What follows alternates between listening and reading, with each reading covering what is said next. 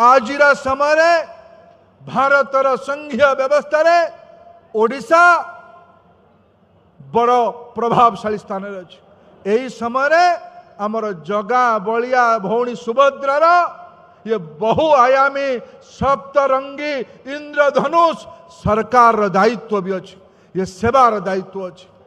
नम्रता नम्रता नम्रता परिश्रम परिश्रम परिश्रम। गत सरकार समय बीडीओ को धरिके काम बंटा जाउथला।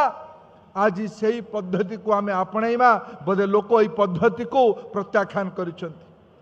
ये ओडियांक सरकार ये संचाधन ओडियांकर ये दले लोकंकर नुहे। दले लोक एमएलए एमपी हेबे संचाधन मालिक हेबे निजर जागीर भाविबे। या उपरे ही लोक मत देइचंती। ये गुरु दायित्व को आम समस्ते बुझिबा ये विश्वास ओडिया लोकंक आशीर्वाद कारण जातीय राजनीति रे ओडिशा ही केंद्र बिंदु है। ओडिशार नेतृत्व ही केंद्र बिंदु है।